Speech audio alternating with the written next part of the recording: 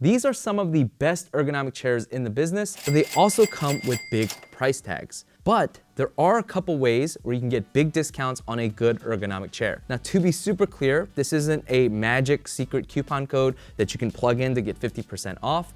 Instead, it's more of a roundabout manner, but depending on your tax income bracket, you could stand to save a lot of money on a good chair. Let's get honest. To make this video, I did research, I consulted some professionals, and I had a friend successfully use this method about a month ago, but I am not a healthcare or tax professional, so please proceed with caution. Also, this is meant for people in the USA because I'm in the USA. USA! But that doesn't mean that a variation of this method doesn't exist in your country. So again, you may want to consult a local professional wherever you're at. I'm going to talk about 3 methods. The first one is the most clear and has a very high success rate. The other 2 methods, there are very specific requirements that need to be met, but even then there's a chance that it doesn't work. So the first method is what I'm going to call the pre-tax dollars method. Now I'm going to give you the steps that are required, a summary of the steps, and then I'm going to dive in depth as to what you need to do for this. So the first step for the pre-tax dollars method is that you're going to need an HSA, an FSA, or an HRA. And if you don't know what those are, it's a health savings account, a flexible spending account, or a health reimbursement arrangement. The next thing you're going to need to do is get a letter of medical necessity, an LMN. The third thing you're going to need to do is you're going to need to purchase a chair out of your own pocket with your own money. The fourth thing you're going to need to do is you're going to need to submit a receipt of that purchase as well as the letter of medical necessity to your HSA, FSA, or HRA, depending on which account you used. And then the final step is once approved, then you should get reimbursed out of that account, and those will be pre-tax dollars. Now, let me go ahead and dive deep into what this is. I'm going to try to do this in one take, so if I mess up, I apologize. In America, every dollar that you earn is going to get taxed by the government. So every dollar that you earn, a portion of that goes to the government. However, in America, there are various health-focused tax savings accounts. In America, it's going to be the health savings account, the flexible spending account, or the health reimbursement arrangement. There are other accounts that exist, but it won't work for those. Only these 3 accounts. Basically, what it means is that if you put money into these accounts, the government cannot touch that money. That is tax-free money. So just to give you an example, you make $100,000. Well, if you have an HSA and you make the maximum contribution, which I believe in 2023 is $3,850, well, the government will not tax you on $100,000. Instead, the government will tax you on $96,150. I think that's what it is, on $96,150, because that $3,850 lives in your HSA. You contributed that to your HSA account. The government cannot touch that money. Now, that doesn't seem like a lot. However, when you look at what you would be taxed for on $100,000, that $3,850 would have been taxed at a rate of 24%. So instead of having $3,850, that money would be worth somewhere around $2,900 after taxes. Now, what does any of this have to do with buying a good ergonomic chair at a discount? Well, remember, these are health-focused tax savings accounts. This money can only be spent on health-related purchases, and a good ergonomic chair does qualify as a health-related purchase.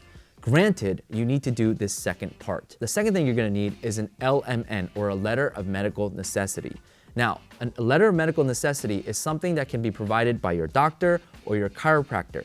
It cannot be provided, as far as I know from talking to a few physical therapists, it cannot be provided by a physical therapist. It must be provided by someone who is a doctor or has a doctor equivalent degree, such as a doctor of chiropractor. Now, this can sound really, really intimidating because you might think like, oh, I'm not dying of back pain. I might have a little discomfort. I might, do things like that. So am I lying here?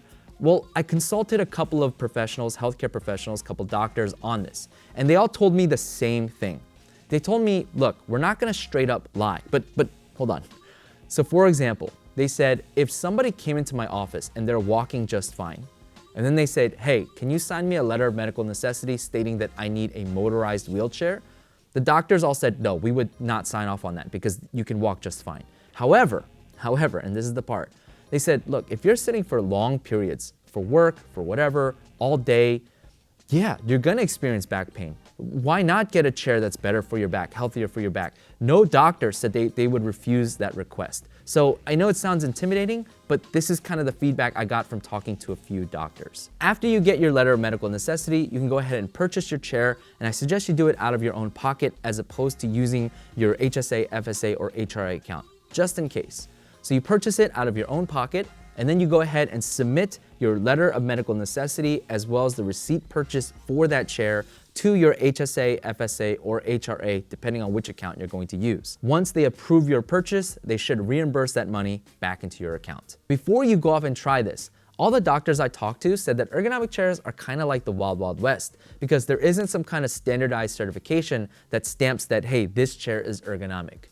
That being said, I think if you try to go purchase some cheapo chair off of Amazon and get that reimbursed, you might have a harder time getting that approved. The same goes for a racing style gaming chair. This is why I think to most likely get approved for this, you may want to go with a chair from a reputable brand or with a brand that does their research, such as the Anthros that I'm sitting in. Links to reputable chairs will be in the description below, as well as reviews of these chairs. I do chair reviews here. So if I've helped you in that purchase, please consider using my links. That really helps this channel a lot, and I appreciate your support. As mentioned earlier in the video, my friend did use this method. He purchased a Steelcase gesture with a headrest, and he was approved by his FSA, no questions asked. I'm anticipating you guys have some questions, so let me try to answer some. Has anyone ever been rejected? Now, when I researched this, there actually isn't that much information about this method online. And as far as I can tell, there have been a handful of rejections, but there aren't any details as to why they got rejected. So if you've ever been rejected, if you've ever been approved, please let us know the details of that in the comments. I'm sure I, as well as many people, would love to know about that. The second question would be, hey, can I do this retroactively? I already bought my chair. Can I get a letter of medical necessity now and get reimbursed out of my savings accounts? Again, I hate to sound like a broken record, but this isn't really well documented. There isn't a lot of information out there. So I would love to know, hey, try it. You know, getting a letter of medical necessity doesn't cost you anything. Go and try it, and I would love to know if it worked retroactively for you. Again, down in the comments. I'm sure everyone would love to know as well. Are one of these health-related tax savings accounts better than the other for this kind of thing? I don't think one is particularly better than the other, but I think the HSA is probably the one that I personally would use to do this. The reason why is because usually with an HSA, employers offer a match. So if you contribute money to your HSA account, they may match a certain amount of money into your HSA account. That means you're not buying it. It's potential that your company will buy your chair for you. Also, an HSA is a never lose it account. So if you put money in there, you will never lose it, which is why a lot of people start HSAs and use that as their health care account for when they're older. An FSA, on the other hand, is a use it or lose it account. You know, if you put money in there, if you don't use it by a certain time, you lose all of that money. I don't have as much knowledge about an HRA because I've never used one. I don't really hear about them that often. So I'm not exactly sure what the strengths and pros and cons of an HRA would be. Will other types of FSAs work for this? The answer is no. A limited purchase FSA, LPFSA, as well as a dependent care FSA, DCFSA, they will not work for this. These next two methods, again, have very specific requirements, but even if you meet them, it's possible that they don't apply to you. The next method is what I'm going to call the tax deduction method. This one is a little confusing. I saw competing information online, so again, please consult a tax professional.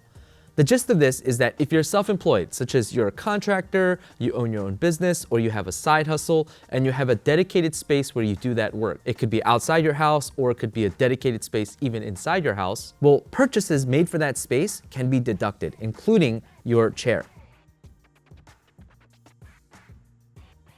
The third method is what I'm going to call the get your insurance to pay for it. And this one is pretty self-explanatory, but I've only seen one person tell me that they had their insurance pay for their chair. So there's no information out there online about how this works. And the reason why I put it in this video is because I would love to know if you got your insurance to pay for your chair, please let us know what it took, what were the steps, all that information in the comments. I'm sure I would love to know just for my own knowledge sake, but I'm sure other people would love to know as well. People who have chronic illnesses or like real documented back pain.